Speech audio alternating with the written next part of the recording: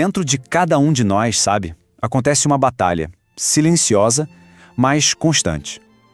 É aquele embate entre a clareza da mente e a tempestade do coração.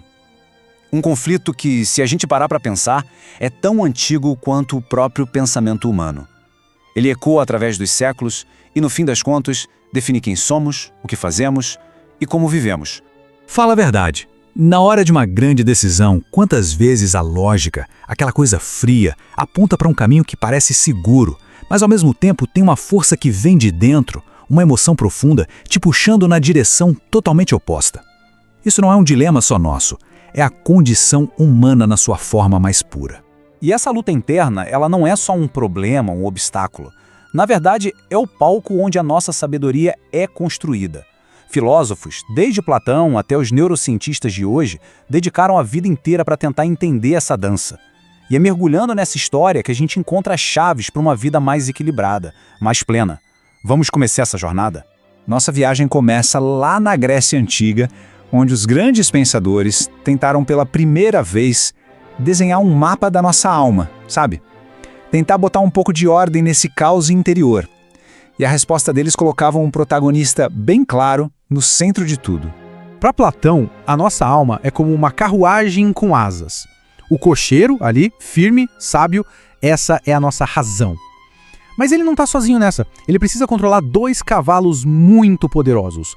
Um branco, nobre, que representa nossos impulsos para fazer o bem, e um preto, selvagem, indomável, que representa nossos desejos mais primitivos. A jornada da vida, então, é essa tentativa constante do cocheiro de domar essas 2 forças para conseguir seguir o caminho da virtude. E aqui está o ponto mais importante de Platão. Ele não fala pra gente matar os cavalos, entende? A carruagem nem se moveria sem eles. A sabedoria não está em eliminar as emoções, mas em canalizar a força delas, em guiar essa energia toda com as rédeas da razão, para finalmente encontrar a harmonia. Bom, séculos se passam e aquela ideia de uma alma integrada começa a se quebrar. O que antes era uma dança de forças, agora vira um campo de batalha com 2 inimigos declarados. Lá no século XVII, René Descartes chega e traça uma linha bem radical. De um lado, a mente, a razão pura, que é o que nos define como seres que pensam. Do outro lado, o corpo, com suas emoções confusas, que eram vistas quase como uma fraqueza. Mas aí, um século depois, o filósofo David Hume aparece para virar o jogo completamente. Ele diz que, na verdade, a razão não é a rainha, não, ela é uma serva.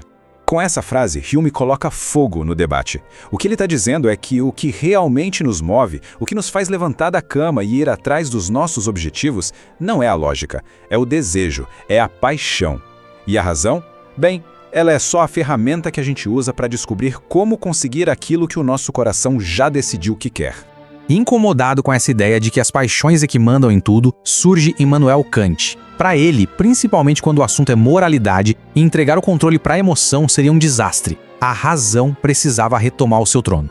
A visão do Kant é bem dura, exigente. Para ele, uma ação só tem valor moral de verdade se for feita por puro dever, guiada apenas pela razão. Pensa só, se alguém ajuda uma pessoa por compaixão, por pena, essa ação, para Kant, não tem mérito moral. O mérito só existe quando a ajuda é motivada pelo entendimento de que aquilo é a coisa certa a fazer, não importa o sentimento. A razão, e só ela, é o guia confiável. Depois de séculos dessa batalha filosófica, uma nova voz entra na conversa, a ciência.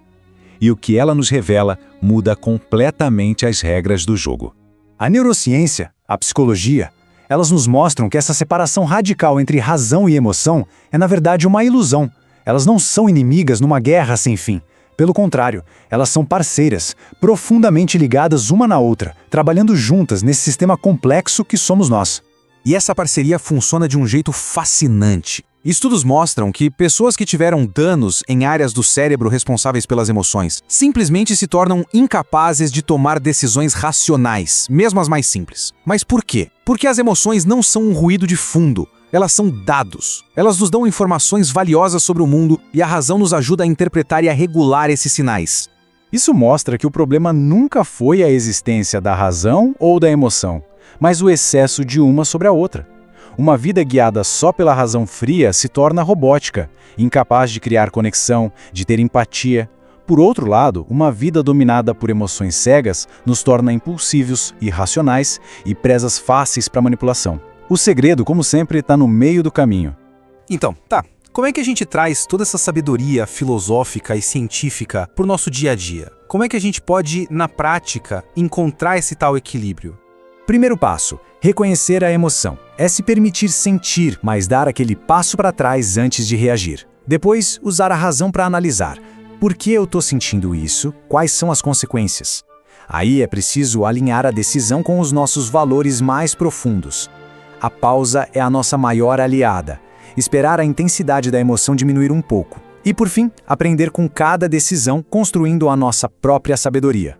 A grande lição dessa jornada toda é que o equilíbrio não é um destino final, sabe? Não é um estado perfeito que a gente alcança e fica nele para sempre. É uma dança constante, um ajuste contínuo entre o cocheiro e os seus cavalos. E é exatamente essa dança que nos torna plenamente humanos, capazes de tomar decisões que não são só lógicas, mas também sábias e compassivas. Agora a reflexão final é um convite. Ao olhar para a própria vida, para as próprias escolhas, qual força parece ter mais peso na balança? É a voz calma da razão ou o chamado poderoso da emoção? A busca por esse entendimento, esse já é o começo de toda a sabedoria. Se esta cápsula de conhecimento expandiu sua mente, há muitas outras a serem descobertas. Inscreva-se e ative as notificações para não perder a próxima dose de reflexão. Sua perspectiva é importante. Deixa nos comentários. Até a próxima cápsula.